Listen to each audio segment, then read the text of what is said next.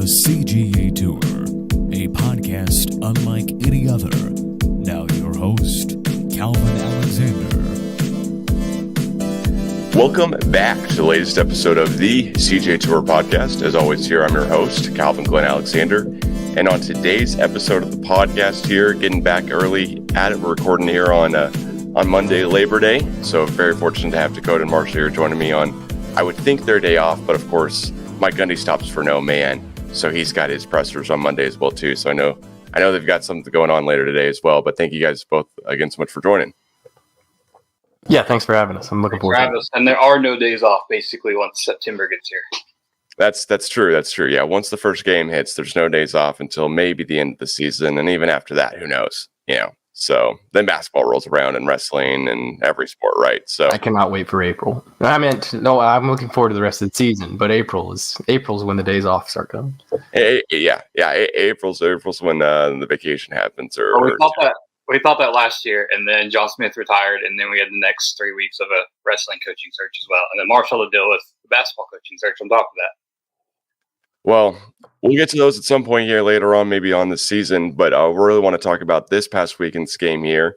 Just recap it of everyone's made the joke here. I think they've all incorporated the J. Cole song about hunting wabbits, but, going ahead and took care of the South Dakota State University Jackrabbits, which I personally didn't think we'd blow them out the way we did, and I thought we left some points on the table, but what do you guys think about the game?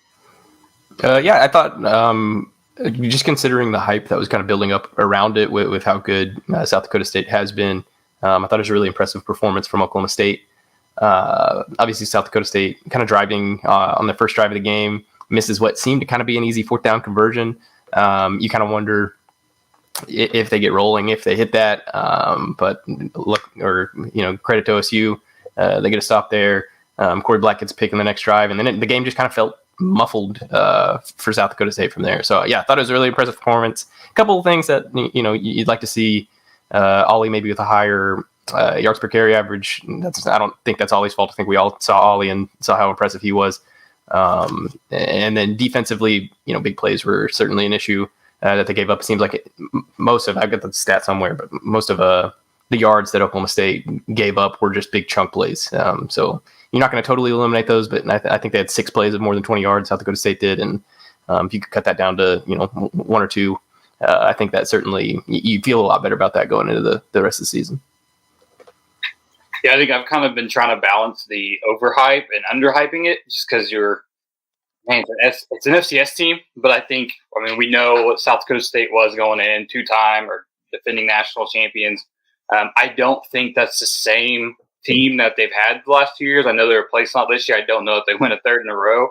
But I think I went back to last year. I think it's still a lot better of a team than Central Arkansas was. And they scored 27 points against Central Arkansas. And we were like, this is not a good team. And even 21, they have Spencer Sanders. You know what you're getting, a good defense. And even then, it was a scary game against Missouri State. So I think people act like this last year's team wasn't very good, but they still won 10 games, and they looked terrible for the season opener. So I think it's confident with the fact we had such high expectations going into this season. I think Saturday at least reassured that with how they looked for South Dakota State. We saw the experience. We saw the run block. Obviously, like Marshall mentioned, could have been better. His Ollie was still great, but his stats weren't great. He had 100 yards. Not as great. His yards were great for Ollie standards. All relative. Yes. But they still kept Bowman up. Bowman wasn't sacked a single time. Bowman looked great. He looked like a seventh-year quarterback.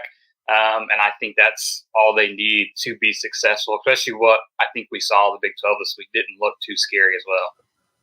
Yeah, that Texas Tech game against a college that did not know how to football program, honestly, in Abilene Christian, was one that I was watching all the way down to the end there, and there were a couple other Big 12 games to point out. But with that being said, I think the Big 12 was undefeated this weekend, except for West Virginia, who was the only team not favored. And Houston lost. Okay. Yeah, so that was I did a game pick 'em on another podcast before this week, and that was the one I got wrong then. Crap. Can't believe Houston foiled me there. But with that being said, what do you guys think as far as the defensive side of it? I wish Nick Martin had gotten an interception there that went straight, literally, I think he just couldn't believe he was throwing the ball basically. But what do you guys think about defensively and how we kind of stumped their quarterback who, on the broadcast, he kept on getting, he was getting offers from Power 4 teams, but ended up staying with South Dakota State to win another championship. But what did you think about how the defense played and how we kind of got to their quarterback? Yeah, I was listening to a podcast with a South Dakota State guy on it, and I think he said that like Northwestern was like very interested in Mark Gronowski. I thought what was most impressive about how they kind of shut him down is that he's also known as a runner, but he had 10 rushing attempts for 17 yards. I thought that was big that they were able to kind of contain him. He threw a pick. Honestly, should have been 3 picks. Kendall Daniels had a pick 6. It was a little bit tougher of a play than Nick Martin's, but and unable to capitalize on that. And then obviously hits Nick Martin in the gut.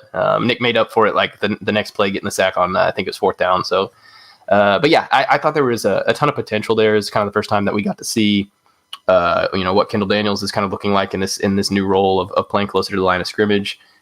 You throw Colin Oliver back on the edge. I think that's just where he's best suited to play.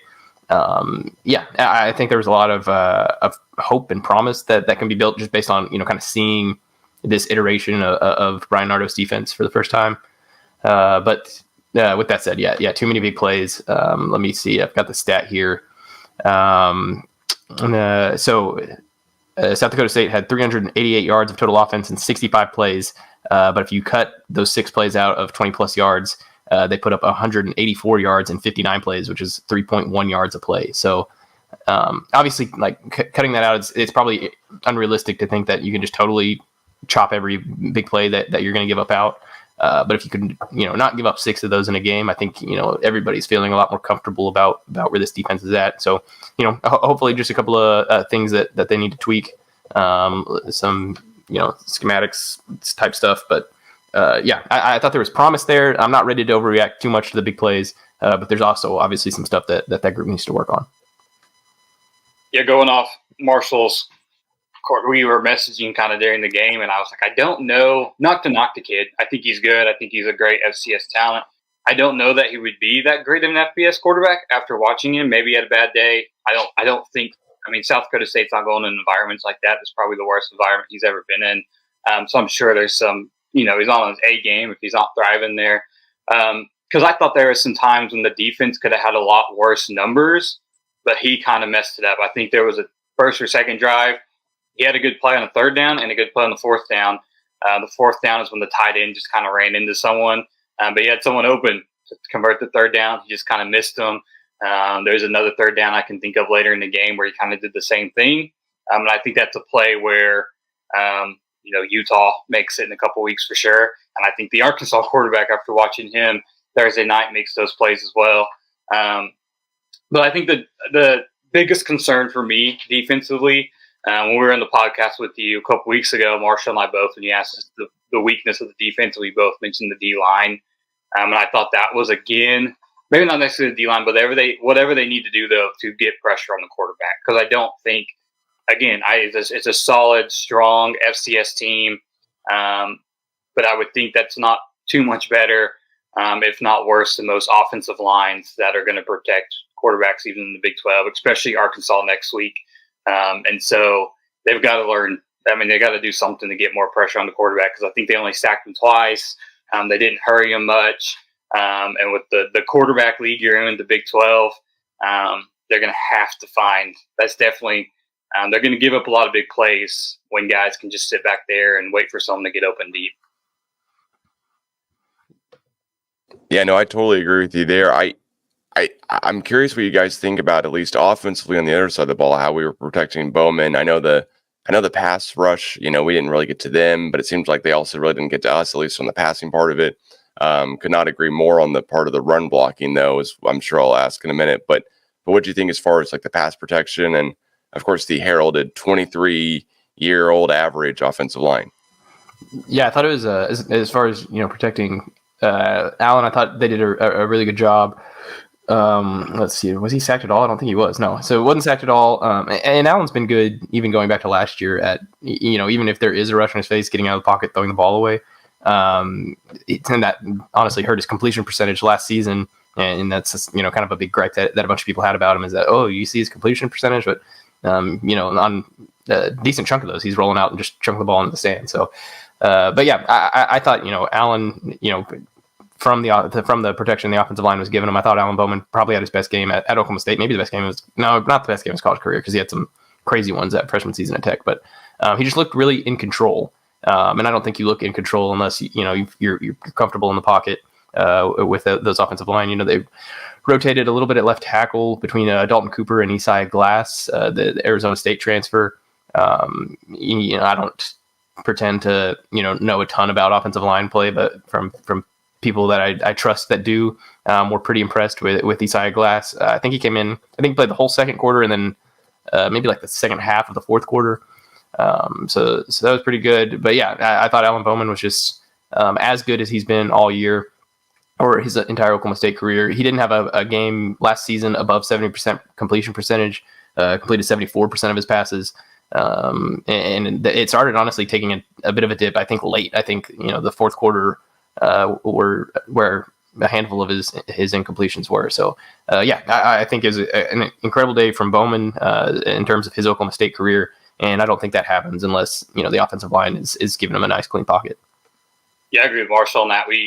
I gave Bowman an A when I did my grades. I know Kyle Cox named the MVP, but not to take anything away from him, he was great, but I don't think he's able to perform that well if not for the offensive line. They were great at keeping them up. Again, just like you said, the flip side of they were able to make big plays. You don't put pressure on them.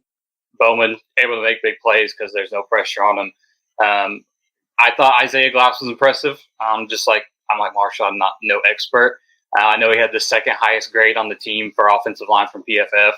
That's kind of my go-to on knowing how well someone does. So when you have someone like that coming off the bench, I think they're going to be able to protect Bowman pretty well all season. I don't think it's just because they were playing South Dakota State. But yeah, we'll get to the run blocking later. But I think as far as pass blocking, I think you can expect good things from Bowman, from anyone almost, if you're getting protected that well enough to worry about that. Well, yeah, on the pass part of it still, Deshaun Stribling I think had the most yards in the game passing wise, at least reception wise. He didn't have the most amount of targets. I think that was still Presley, if I'm right in saying that. But I want to ask you guys, was Stribling kind of now healthy with the offseason, incorporated fully with Bowman here for the full offseason with him as well? Was he everything you guys thought he would be in his first game? Yeah, Stribling was, he looked the part again. I went back actually earlier this weekend, and because I knew that I had some takes about Stribling in the 4 games that he played last year. I was like, holy crap, this guy's really good. And then he gets to just kind of cruise under the radar because he was injured last season. He doesn't pop up on the Blitnikoff list despite Owens and Presley doing so. But yeah, I think Stribling is, their best pro prospect outside of Ollie Gordon on this team, just because he's got size. I think he's listed at 6'1". He plays kind of bigger than that. Sort of reminds me of Tylan Wallace. I think the NFL lists Tylan Wallace like 5'11", but watching Tylan Wallace play at Oklahoma State, you're like, this guy's like 6'4" or something like that. So he reminds me of Tylan Wallace in that way. He's got really good feet, Stribling does.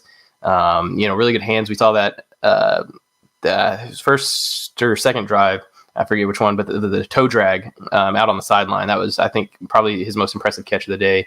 And then as far as Presley goes, they were intentfully getting him the ball, especially that first possession. I think he had 9 or 5 touches maybe in the first possession alone. He finished with 9 targets and 7 catches on the day, but just 35 receiving yards. So it seemed like they might have been keyed in on Presley a little bit, but then that obviously helps, those outside guys like Stribling and Owens. If you leave them in one-on-one coverage, it's probably not going to go very well, as we saw with that deep Owens touchdown. So yeah, I thought I was impressed with the receiving core going into the season, especially those top 3 guys. And I left that game just thinking, how our team's going to cover these 3, all year long, while also having to prep for Ollie Gordon. So I thought as far as, your offensive playmakers, I thought they looked just as impressive as you would want them to. Yeah, I would agree. We're still going to see like one of those explosion games from Stribling. Like eventually, because even though you're like, oh, well, you see this guy, they see a game film, they see they're trying to get the ball, but you see how much they're almost trying to force the ball to Brendan Presley. He touched the ball 5 times, I think, in the very first drive, whether it's the jet pass, screen passes going. I mean, they're trying to find a way. So defenses have to prepare for Brendan Presley, know where he's at all times. And you get Rashad Owens breaking a 50, 60-yard touchdown, you still have to worry about him. And so Stribling's just kind of the third guy. And you just got to be like, well, we're going to double up on Owens, or are we going to worry about Stribling? I think right now, just because, like Marshall said, he's kind of going off the benefit of being injured last year, they're not worrying about him. And eventually he will burn a team. But even when he burns a team, again, I think no matter what, Presley's going to have to be their number one priority for defense. But then Owens could burn you the next game when you're worried about Stribling as well. So, yeah, that's a lot to prepare for, especially when not only do you have Ollie run the ball, you have him catching the ball in the backfield and doing the things they did Saturday as well. Yeah, it was really just impressive overall. I think Stribling almost had that pass where he gets, it seemed like to me, pushed on the sideline and then almost recovers and still gets the play and the catch. But Presley, just time and time again, is just surefire, has great hands.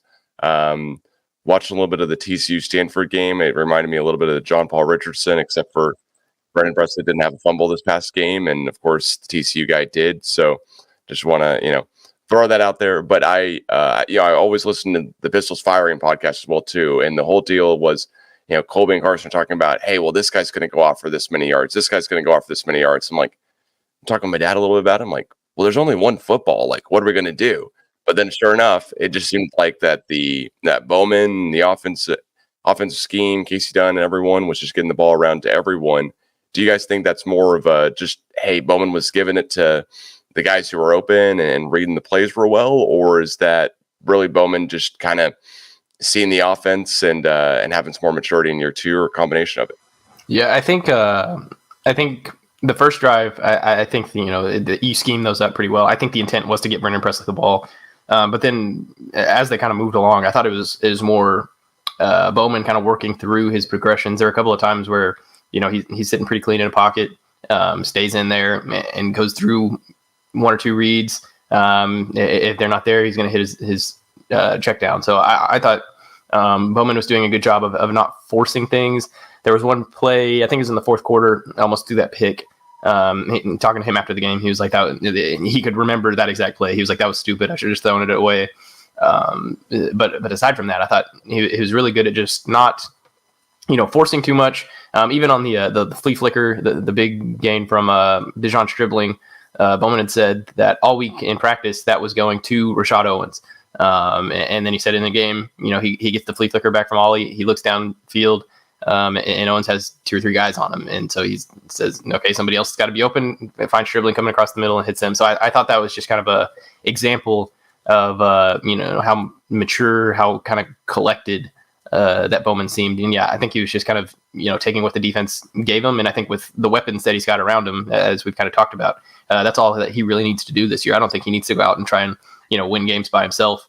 As cool as that is, I think he just needs to, kind of, play point guard and distribute the ball to those crazy weapons.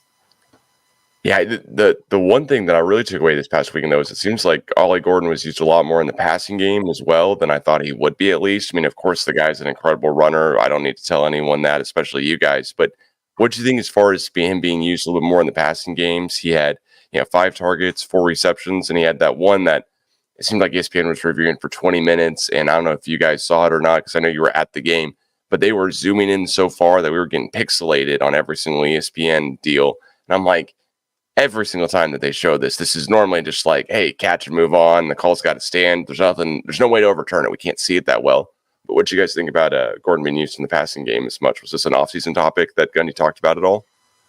Nothing that he mentioned. There were a couple of games last year that Gordon did go off. He had 116 receiving yards against Kansas as part of a crazy day that kind of started that tear that he went on. So I think he's always been good in the passing game. I remember his going into his senior year of high school, there's like a 7-on-7 clip of him doing this Moss-esque one-handed catch in the end zone. So I think it's something that, you got a guy who I think they list him at 6'2". I think he might be a little taller than that. In all honesty, we were talking about in the press box because him and Alan Bowman were standing next to each other.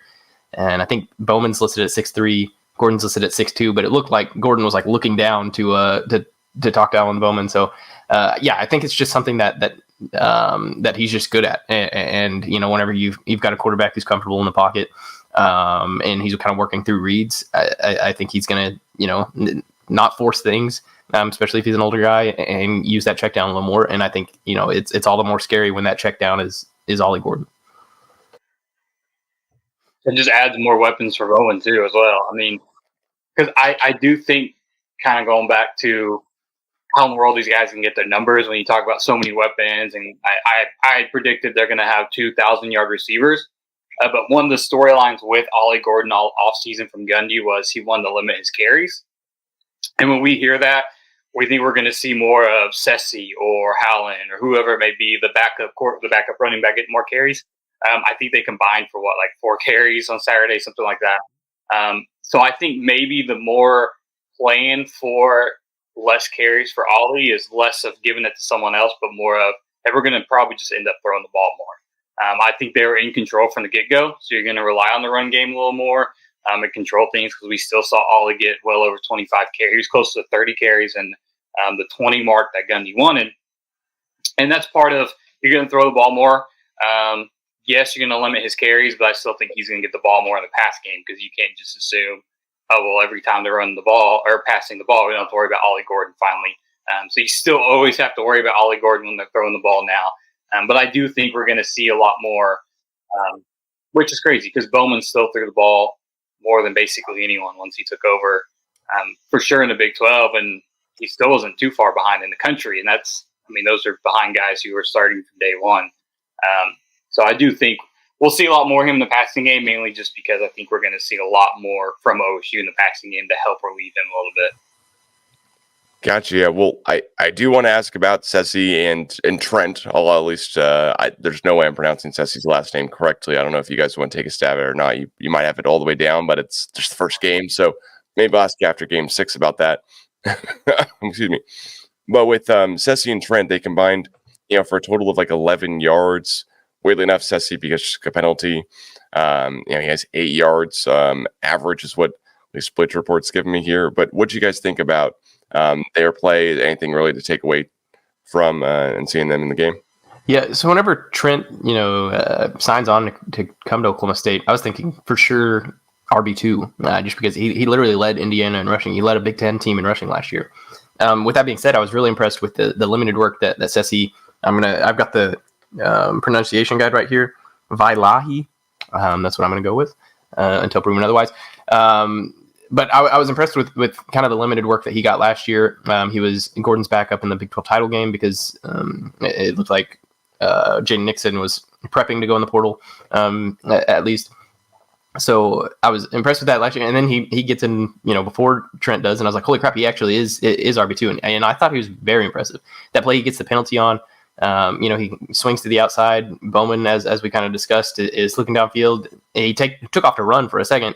And then sees that Valahi's open, and he said, hey, this guy's probably a bit faster than me. Dumps it over to him. And the juke move on the sideline that forced that face mask, he basically teleported out of that guy's way. That guy might have blinked and Sessi wasn't there anymore, so he sticks his arms out, and he was just trying to grab anything but air. So yeah, I thought Sessi was very impressive. Kind of didn't get a ton of work because you've got Ollie Gordon. I've got 5 carries for 4 yards, which is obviously not all that impressive. But I think if you watch the game and watched kind of Sessi's impact on it, I thought he had the makings of something that's going to be really good. And he had another, I think it was maybe a gain of 1 yard or something like that in the second quarter, where there wasn't a hole there, so he just put his shoulder down and ran directly into that defender. He made sure the defender felt that hit more than he did. So I mentioned this in 10 Thoughts that he kind of reminded me a little of Jalen Warren, and that he's got the quickness, but if you're going to try and stand in his way, he's not afraid for some contact as well. So I was really impressed with Sessi. Trent, honestly, and didn't get a ton of. I didn't notice him a ton, but he's only got 3 carries. He had a reception for 2 yards. So I don't think there's any big takeaways that I've got from Howland. I'm not ready to write him off by any means. I think he'll prove valuable as the season rolls on. But yeah, I was really impressed with Sessi, despite maybe his box score numbers not looking as impressive as you might think. They're definitely going to need to put Sessi in that video game soon, though. Oh yeah, I don't know. I want to know what happened there. I should have asked him. I don't know if he was at OSU's media day or not, but he was. He doesn't play it. Oh, okay, so He's like, yeah. play the video game. I wonder if there was like an email and he just like didn't check it, and so he wasn't in the game. I don't know. And honestly, if that's the case, kind of cool. He's just like, I just know football. Sorry about you. But I do think going off Tessie, something had to click. I feel like because you see what OSU did in the portal. They go after AJ Green. Well, then AJ Green gets hurt. Then they go after Trent Howland. So for some reason, they weren't for sure that, hey, this is going to be our number 2 guy. We want it, whether they're just wanting another bigger guy like Ollie or what. And then when we talked to Trent Howland, Marshall and I talked to him together at OSU Media Days, and it kind of sounded like he came here with the thought of, I'm going to be RB2. Marshall wrote, he talked about Chuba and all these great Ollie going to go to the NFL. And he's like, Ollie's going to get this year. He's going to go off to the NFL. I'm going to play behind him for a year. Then next year it's my turn. I get to be the next NFL back from OSU. And so that kind of sounded like that was his thought process. Like he was pretty confident he was number 2. He was going to be the number 1 guy this year. And obviously now, if he's struggling to be number 2 right now, he's probably going to be competing to get that number 1 job next year with Sessi as well. So the dude must have just turned a corner or something at some point, fall camp or something, to get over Allen in the depth chart and take over that, because it did seem like they were really reaching to try to find someone to back up Ollie Gordon for the season. Yeah, and I don't think that it's maybe necessarily a 2 and 3 situation. It's just hard to say with the very limited sample size that we've got so far. But I was glad to kind of see that Sessi had kind of earned that right to compete with those guys. At the very least, you're really intrigued with what this running back room looks like going forward. Because right now going into I've heard really good things about Rodney Fields in fall camp. So right now going into next year, you've got Sessi, you've got Trent, you've got a returning AJ Green, more than likely. And then you've got those young guys, Rodney Fields, and then what do they call it? The other guy's got 3 names, I think, but Jaden Allen Hendricks, boom, came to me. I think if anything, it's kind of exciting for kind of what the future of this room looks like. Obviously, you're going to miss Ollie Gordon a ton next season should he go to the NFL. But with all those other guys that I think are impressive backs within their own rights, I'm kind of excited to see how that plays out moving forward. Yeah, I got to say, too, I am as well, too. I just want to double check with you guys because I think I'm right in saying this, and I think maybe the entire world would be, but there's 0% chance Ollie Gordon comes back next year unless there's some crazy off-the-field thing or injury, right? There's just no chance. I would assume, I assume right now that he'd be gone just because A, he's as good as he is, and then B, he's a running back, and that's a position where you don't want your hit card to be punched too much before getting to the NFL. So yeah, and I think that's pretty well understood from a lot of people. But yeah, I think they're I wouldn't say 0% chance just based on it's so early in the season. Who knows what's going to happen? But yeah, I think the general understanding is that Ollie will be gone after the season. Gotcha. Okay. And I do have to say, both of you guys are incredibly right, though. That Sessi juke where he basically just disappears from the defender. Whenever I see people outside of Oklahoma State media tweet about a juke and a face mask and go, hang on, I don't know if anyone saw this watching on ESPN Plus, but it just went crazy. I think it had 100,000 retweets, and all of the Twitter stuff is always funny to me because now I'm supposed to call it X. But with that being said, also want to ask you guys here about the kicking game a little bit. There were 4 punts, 54.5 yards on average, 2 inside the 20, 0 yards returned allowed. It just seemed like we were killing it. Also had a 52-yard field goal as well, too, out of Logan Carter, who I believe I'm right in saying this, but yeah, this is his first year as a full-time starter, too, if I'm saying that right. Yep. Yes. What do you guys think of the kicking game overall? Yeah, Logan Ward was, I think, a sneaky pick for MVP of the game. He hits the 52. That's obviously, if you'd had that QR code on the back of his helmet, Logan Ward would have made some money. Yeah, the 52-yarder hits a 42-yarder in that first drive. I thought he was, I don't know what I expected out of him, but they bring in Sean Snyder, new kickers and punters coach, and the game 1 returns were very good. Obviously, Logan Ward was very good. Hudson Cock, I believe, pinned South Dakota State on the 2 with his punt. And then West Paul, it's cool that they've got these two different punters, because then they put West Paul in. He's more of their boomer. And West Paul's average was nearly 60-yard punt average, long of 73. So, as far as special teams go, just based on, what they've got, they started having West Paul doing kickoffs. He was kicking them out of the back of the end zone. You've got a guy hitting 52-yard field goals. You got an Australian pinning guys on the one.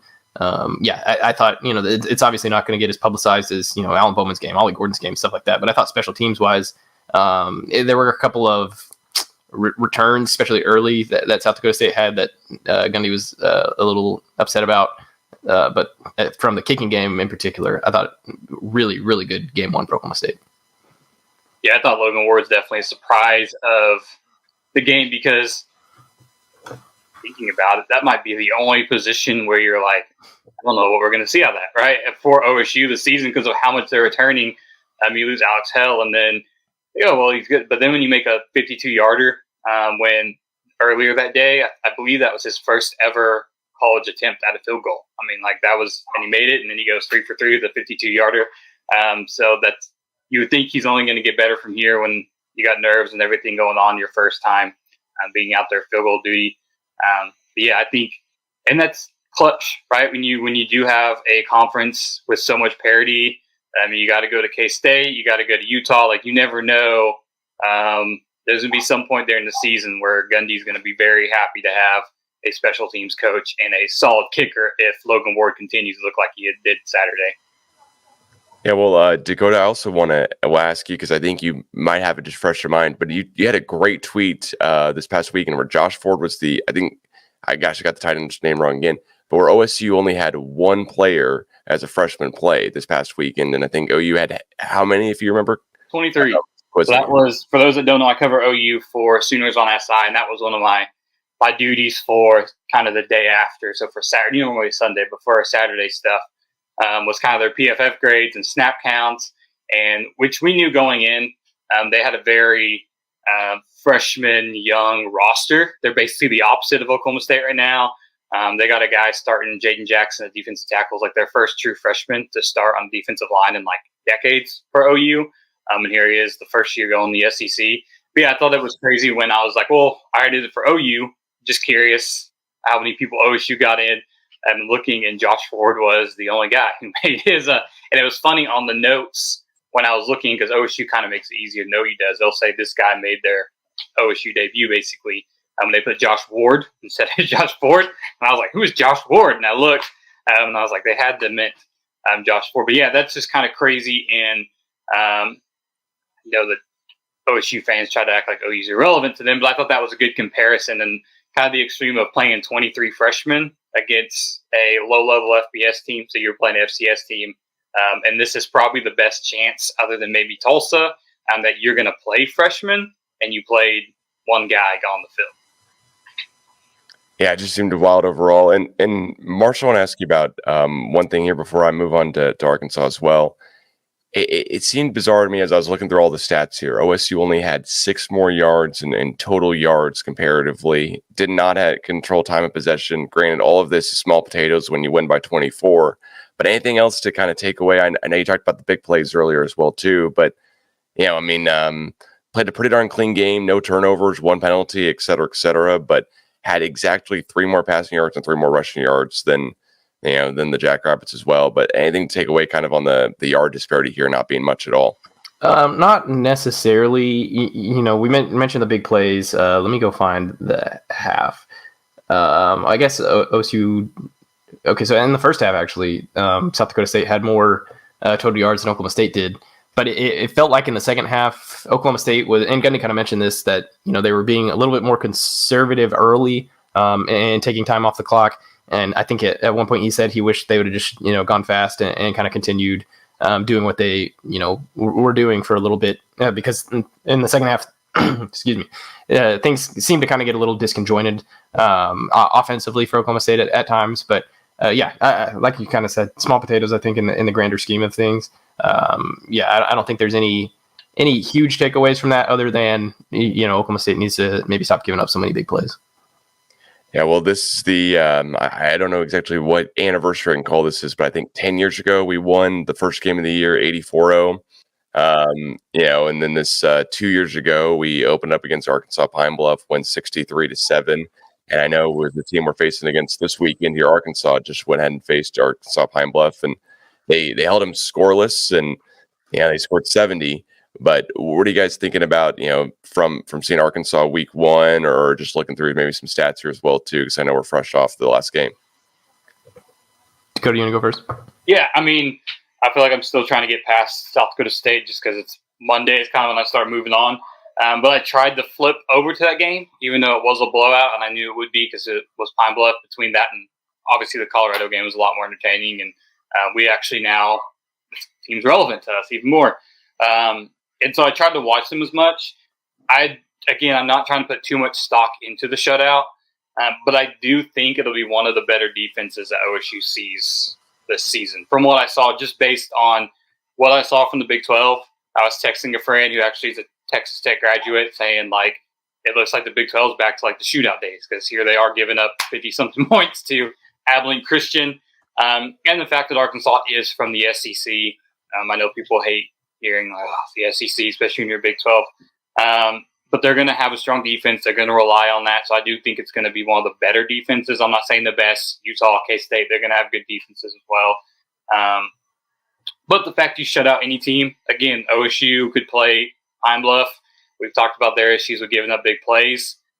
No matter who, they're probably going to blow some kind of coverage and give up a big play, and at least give up that leads to a field goal or give up a big touchdown. So shutting out anyone in today's college football world is impressive. I was also really impressed with their quarterback. I think Taylor Green, he's a transfer from Boise State. He got some playing time, 3 years, I believe, there. Threw 2 touchdowns, but he also ran for 2 touchdowns. And what he did in the pocket, and if there's anything OSU fans that makes them kind of shiver, is quarterbacks that can run. We've seen what they can do to Oklahoma State, which Marshall already mentioned. They did well this past week, but I think Taylor Green's a lot quicker, got a lot more talent than even Ganowski. All right, Good try.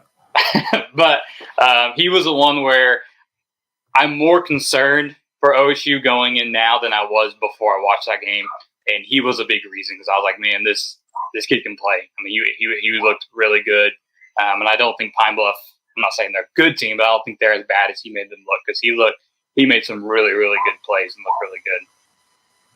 Yeah, I was impressed. I kept their game on. What was the big game that night? Colorado.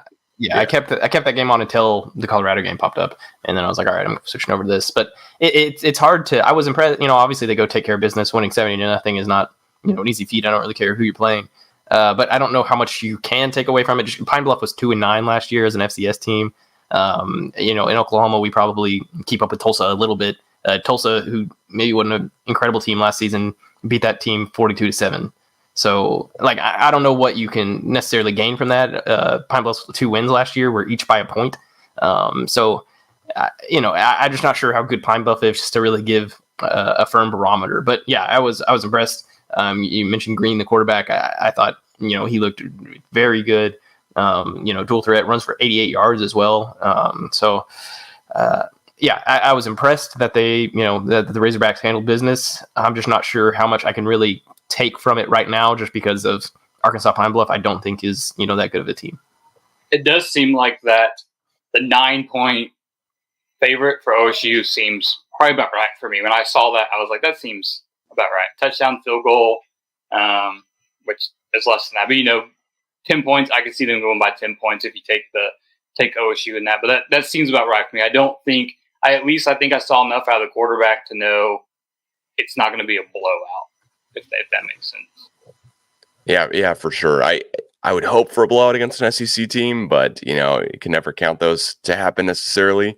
I also want to ask you guys here, how do you think Arkansas ranks against kind of maybe the rest of the SEC, but really against the other teams we'll play against this season? Do you think they're kind of up there with the Utah and K-State and good previews for that, or are they kind of with the I don't want to say Arizona State, or are they kind of in between at West Virginia? Yeah, I think the Big 12 is you've got, I think, the 3, which are Oklahoma State, Utah, Kansas State. Then you've got a soup of sorts of just about every other team. Your Kansas's, your West Virginia's, your Arizona's. Arizona looked really, or that receiver anyways looked really good. I think Arizona struggled a little bit, but who else is in that? I think UCF's probably in that. I think that Arkansas's probably, if they were to join the Big 12 here in the middle of the season, I think they'd kind of be in that soup of teams. I could see them contending, in the Big 12 a little bit, but I think it'd more likely they'd be somewhere in that group of teams, those West Virginias, those UCFs, kind of that group to Kansas. So yeah, I was impressed. Iowa State, and let's throw out all the Big 12 teams that I know at this point. So yeah, I don't think that they'd be picked among those tops. I don't think they'd be a Utah and Oklahoma State or Kansas State. But I do think that they would garner some respect in the Big 12 just based on the athletes that they have and how good that quarterback looked the other night. I would compare them most to Kansas State just because they have a dangerous quarterback and a solid defense. I don't think they're as good as Kansas State, nor do I think Utah's better than Kansas State. So I would agree with Marshall. They'll probably give West Virginia a run for their money. I would take Kansas. If I was a betting man, I would take Kansas over them. So yeah, I would agree. They're probably a middle-of-the-road type Big 12 team. Gotcha. Well, we'll also hear, I don't know if you guys may have seen it or not, because they showed it a couple times during the broadcast, but they have Kansas winning the Big 12 percentage-wise from the ESPN predictor. And then Oklahoma State is somewhere down there, but we're all the way down there with Utah, which seems wild at like 98%. Do you think that's more of just Kansas' schedule where the toughest team they play is K-State and they don't really play anyone else, or is there more to it here? I think it is rather interesting kind of looking at the schedules. My prediction's already not looking great. I picked West Virginia to join Oklahoma State in the Big 12 title game. West Virginia did not look very good the other day. So, I think it's probably, whenever you get into those types of, calculations, really, I think it is, especially at this point in the year, very schedule dependent. But I think the Big 12 is so up for grabs this year in a way that you're not totally, you think this team's going to be pretty good, but you're not totally sure how good. So yeah, I think that'd probably just be down to schedule because they, Kansas, similarly to Arkansas, beat Lindenwood. So it's like, what am I supposed to take from that? I have no idea. Which I had Kansas in the title game against OSU. And a big part of it, though, was, one, they are kind of like OSU, and they return a lot of talent. They get Jalen Daniels back. Devin O'Neal, that's his last name, their running back, who's really good. O'Neal. Sorry, O'Neal. There's an OU quarterback named O'Neal. Devin Neal, and the fact their schedule. I mean, they don't play OSU. They wouldn't see OSU until the Big 12 title game. So, yeah, I could see them up there. I also don't know what all goes in that percentages because I've looked at some of them, and some of them don't make sense, and then some of it you understand.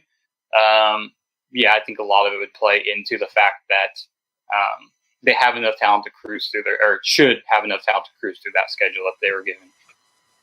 Gotcha. Well, Dekota, I know you just wrote a new Big 12 update here. Wanted to ask you what your thoughts were from kind of the rest of the Big 12 here this past weekend, and any big takeaways here. I know we talked about Texas Tech, and I kind of made fun of their opponent here briefly, but want to ask you about the rest of the teams here from this past weekend, and was there any big other takeaways here from from the Big 12 schedule week one?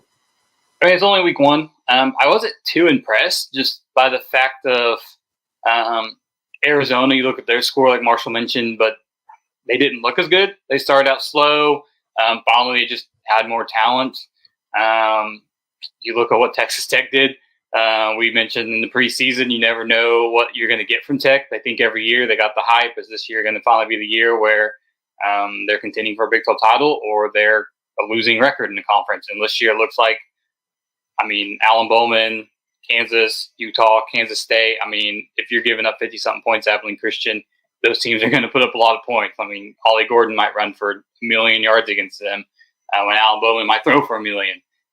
And so I thought Colorado still looked good. I thought they looked solid. I think Shedeur Sanders is as advertised. Travis Hunter is as advertised. Again, you never know if the wheels are going to fall off at any point with that team, though. But I think they're still a dangerous team. I think that's still I think North Dakota State is kind of like what OSU got out of South Dakota State. Not quite a normal FCS opponent where you can tell a little bit more. But I do think that will be a dangerous game for OSU. The fact they have to go to Boulder, It's a Friday night, Black Friday game. They could be fighting for bowl eligibility. They could be, there's no telling. Well, and Marshall even mentioned they could just be so bad. Sanders and Hunter could just be on the sidelines and say, nope, we're just going to the NFL at this point. You never know what you're going to get from the Buffaloes at that point. So I don't know how telling it was week one, because a lot of them were playing. I think West Virginia was the only team that had by far the toughest challenge, and they kind of got handled for the most part. Yeah, well, Marshall, I also want to ask you from your 10 thoughts here from the past weekend. You talked about two defensive guys that were not making household names here, and Corey Black and oh gosh, I was just on here, and Trey Rucker. So, want to ask you, because they're not Colin Oliver, they're not Nick Martin, not even Kendall Daniels. So, what do you think about their play from the past weekend as well? Yeah, Corey Black has been playing forever, it seems, at this point. It seems like he's been one of Oklahoma State's cornerback. He was the duo with Jabbar Muhammad, who Jabbar was at Washington last year, is now at Oregon. So, like, Jabbar's moved twice, and Corey's still here playing football. But, that second drive, Corey makes a beautiful play on an interception. Last year, teams were not throwing near Corey very often. And I thought it had something to do with as much experience and as good as Corey is. And then it also had to do with, the guys on the other side, Cam Smith, Cale Smith, were very inexperienced at that point. So I was like, I don't know if it's just teams really dislike throwing it to Corey Black, or if they're just trying to, pick on these young guys. Then he gets to pick on pretty much the first attempt, that the first ball he gets thrown his way. I'm like, it might have, it's obviously a joke, but it might have been better for Corey just to knock that ball down, because now nobody's going to want to throw at him the rest of the year. So yeah, I thought that was really good. He did give up a touchdown while playing in the slot later in the game. He said, being in the slot, something that he's going to need to work on. But if he can just take down a outside receiver, that's going to be huge for Oklahoma State going forward. And then Trey Rucker, I didn't realize that Trey Rucker had 15 tackles until I was sitting in the Gundy presser, and I was like scanning over the stats. And I was like, holy crap, Trey Rucker had 15 tackles. He had 100 last year. And I feel like for a guy who had 100 tackles last year, really nobody was talking about Trey going into the season, just because you've got Nick Martin. You've got Colin Oliver, who's, they're talking about putting him on the edge a little bit more. You've got Kendall Daniels, who they're talking about moving to linebacker. Even discussions of Lyric Rawls coming back from injury and things like that. So I thought Trey kind of got lost in the shuffle for a guy who had 100 tackles last season. He gets 15 in his first game. I think I did the math, and it's probably simple math because it's just 15 times 12, but it was like 180. So could you imagine 180 tackles? I don't think that's not going to happen. But I thought he was really good, especially for the rest of that secondary, a little young. You've got Cam Epps, who's just in his second year of actually kind of playing. Dylan Smith is a true sophomore. Lyric Rawls is coming back from injury. And then with Kendall Daniels now, playing closer to the line of scrimmage at linebacker, I think that, this is kind of, Trey needs to kind of take over, kind of needs to be that leader for the back end of that defense. So, I thought it was a really good game one from Trey. And then Corey, I think Corey is always that good. It's just you don't always realize him because he's just not getting thrown at, because it's like, why would they try that? So, I thought those two guys in particular had a really good day.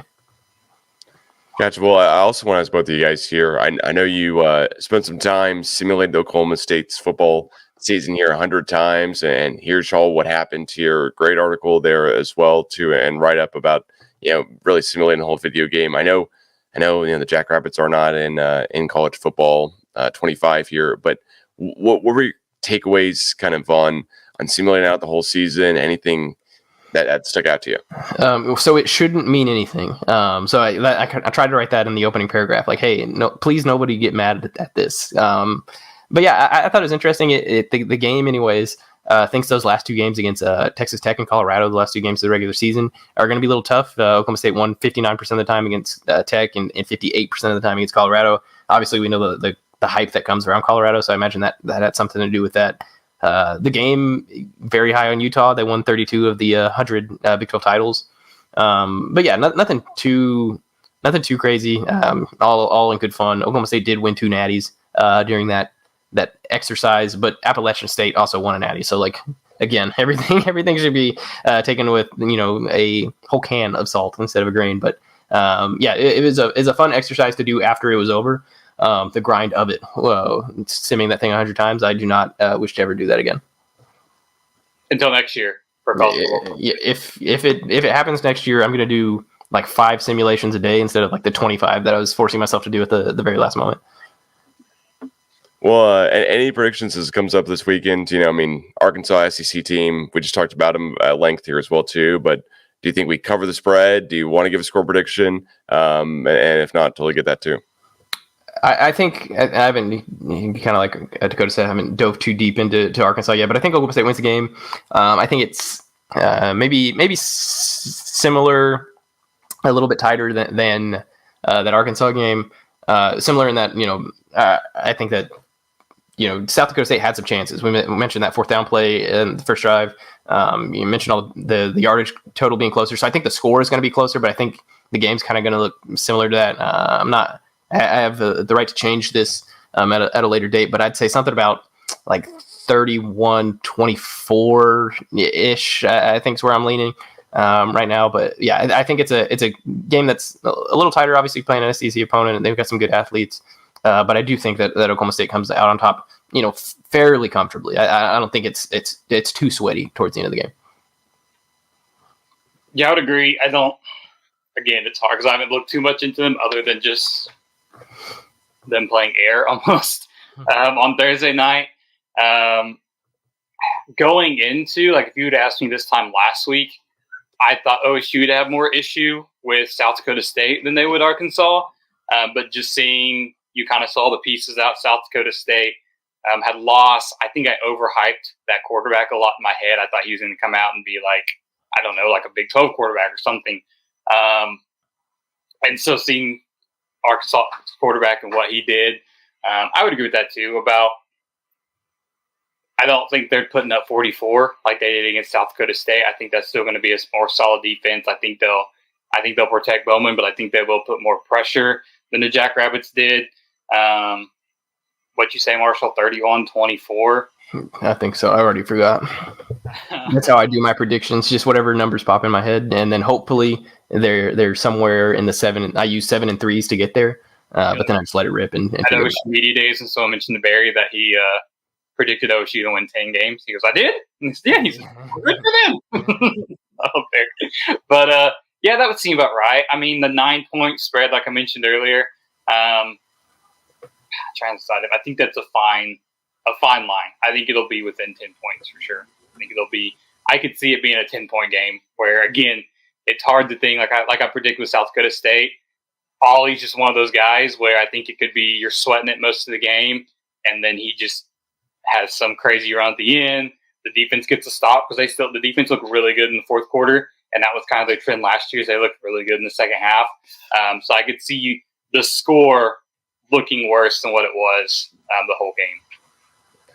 Yeah, I definitely could too. I think we score a lot of points, though. I did not see us scoring 44 and leaving, in my mind, at least some points on the board here against South Dakota State. I just think there were a couple of touchdowns that could have happened that ended up being, one of the 3 field goals or something as well. And I do think we'll score a lot against Arkansas. But then again, it's hard for me to say I think we'll score a lot against Arkansas when, hey, they may have been playing against a real nobody on Thursday night, but they still didn't allow a point. So it's kind of hard for me to say speak out of both sides of my mouth here. But I'd be a little bit higher on the offense, which maybe from how many different playmakers I saw get some plays there. So I'll say 38. But at the same point, I don't think our defense is able to really stop them as well as we did this past Saturday. And I think they probably score 28 or so. And hopefully my math kind of checks out there with the 3s and the 7s as well, kind of as you were saying, Marshall, because that can always trip me up here. I think that means that I'm saying, a bunch of touchdowns and a field goal and them only touchdowns. So I'll take it. If we win, we win. That's all I care about. But thank you guys so much for joining here on the latest episode of the CGA Tour Podcast. Any other things you guys want to add here? I know that the Gundy presser is coming out before too long. Hopefully I can get the podcast out here right after it goes live. So hopefully, fingers crossed, Gundy doesn't have any famous quotes here in this presser on Monday afternoon. Yeah, you and me both on the fingers crossed department. Yeah. Hopefully we're done talking about QR codes. I think, Gundy said that they're still working on it. And if they come back, I'm cool. I'm just so over talking about it. If they have them, cool. If they don't, I don't necessarily care that much either way. I think it was good for, if the publicity that they got just for that initial release of having them I think did all that OSU could want. It gained national headlines and things like that. And he started going on the Pat McAfee show and things like that to discuss it. So in that aspect, I think mission accomplished. You got the word out. You got some eyes looking that way. But I am so ready to just talk about football and not talk about QR codes on the back of people's heads. Yeah, Dekota, you have any other last things to add here as well?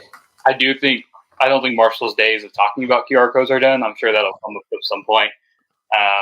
But no, nothing more. I appreciate it. We always enjoy getting on here and talking with you guys about OSU football or sports or whatever else comes up.